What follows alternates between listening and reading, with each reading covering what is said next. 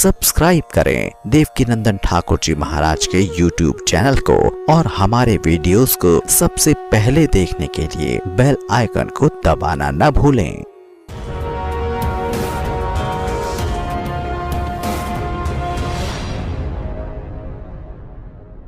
जन्माष्टमी से पहले सुन लें आप, अगर व्यक्ति को पूर्व में पता हो कि जन्माष्टमी के व्रत का क्या महात्मा है तो निश्चित तौर पर अपना कल्याण कर लेगा।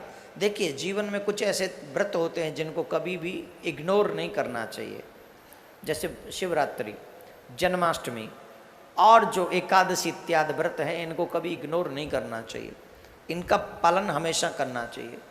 और जो व्यक्ति रोगी हैं, वृद्ध हैं, जिनसे ऐसा नहीं होता है, उन लोगों को कम से कम एक ब्राह्मण को भोजन कराना चाहिए, इतना धन देना चाहिए जिससे वो 2 समय भोजन कर सके, उससे वो उस पाप से बच जाते हैं। अदरवाइज जो जन्माष्टमी इत्यादि का व्रत नहीं करते उन्हें अवश्य पाप लगता है, ये ध्यान रखें। एक और बात है जो बहुत जरूरी है, सुबह सूर्य उदय से पहले उस व्यक्ति को उठ जाना चाहिए जो जन्माष्टमी का व्रत करे। सबसे पहले स्नान करके संकल्प करना चाहिए।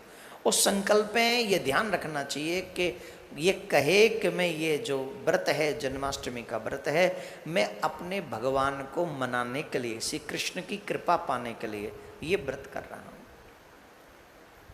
और पूरे दिन उसे कुछ ग्रहण नहीं करना चाहिए। और एक बात ध्यान रखें, जन्माष्टमी के व्रत का पारायण रोहिणी नक्षत्र में कभी नहीं करना चाहिए, कभी नहीं।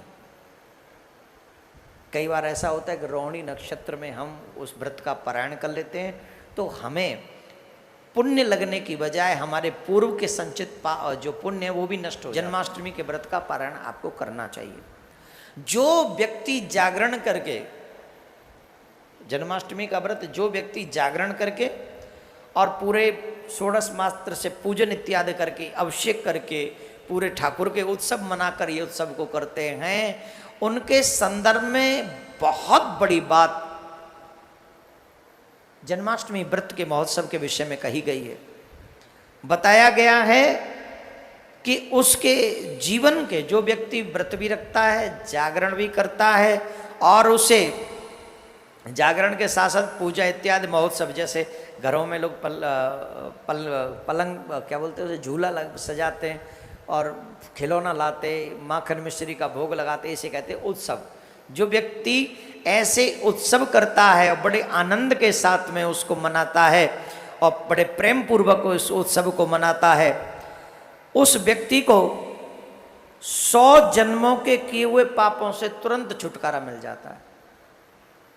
पिछले जन्म में 100 जन्म में भी जितने पाप किए होंगे, एक जन्माष्टमी के व्रत से उसे उन सब से मुक्ति मिल जाती है, इसमें संशय नहीं है। जो मनुष्य शुद्ध जन्माष्टमी में केवल उपवास करता है, जागरण नहीं करता है, व्रत या जागरण नहीं करता है, वह अश्वमेध यज्ञ का फल प्राप्त करता है।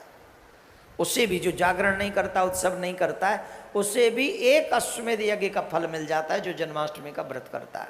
और एक बात बता दूं, जो लोग अपने पितरों को जन्माष्टमी वाले दिन जल देते हैं, तर्पण करते हैं, पिंडदान इत्यादि करते हैं, ऐसे लोगों के एक तर्पण से, जन्माष्टमी वाले दिन के एक तर्पण से, उनके जो पितृगण हैं वो 100 वर्षों तक किए हुए तर्पण के समान प्रसन्न हो जाते हैं।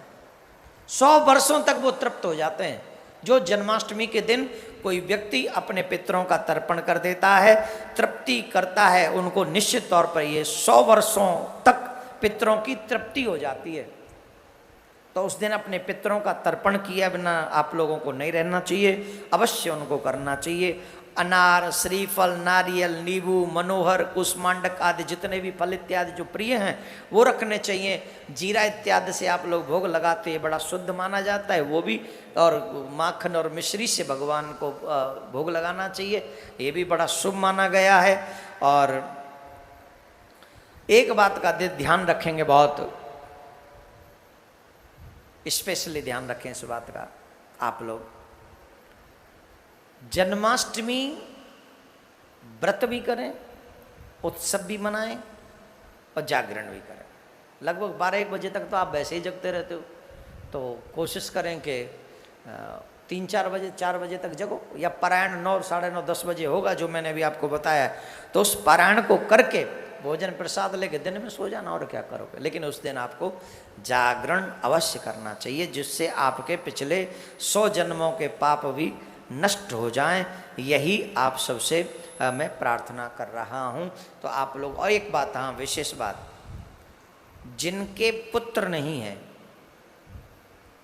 जिनके पुत्र नहीं है, उस परिवार को जन्माष्टमी वाले दिन भगवान श्री कृष्ण के लड्डू गोपाल की खूब पूजा करनी चाहिए, खूब प्यार से उनको मनाना चाहिए, और इतने प्यार से मनाएं और खूब विह्वल होकर प्रेम से उनकी सेवा करें, और खूब माखन मिश्री खिलौना इत्यादि से उन्हें मनाने की कोशिश करें। और जब व्रत पारायण करने जाएं तो उस समय प्रार्थना करें कि जैसे आप लड्डू गोपाल हैं, वैसे हमारे घर में भी आपकी कृपा से कुछ प्राप्त हो जाए, तो आपकी बड़ी कृपा होगी। तो ऐसा अगर आप व्रत करेंगे तो निश्चित तौर पे जन्माष्टमी का व्रत, क्योंकि बहुत सुंदर योग बन रहा है इस जन्माष्टमी में, ये जो जन्माष्टमी है बहुत सुंदर योग बन रहा है। इसलिए जन्माष्टमी से पहले इस वीडियो को आप लोग सुन लो, अपने परिवारिक जनों तक सुना दो, और ज़्यादा से ज़्यादा जन्माष्टमी के उत्सव को धूमधाम से मनाओ, और व्रत भी करो और जागरण भी करो। भगवान आपकी मनोकामना पूर्ण करे। जिस मनोरथ के साथ आप ये जन्माष्टमी का व्रत करें, गोविंद आपकी मनोवांछित इच्छा को पूर्ण करके आपको आनंद प्रदान करे। राधे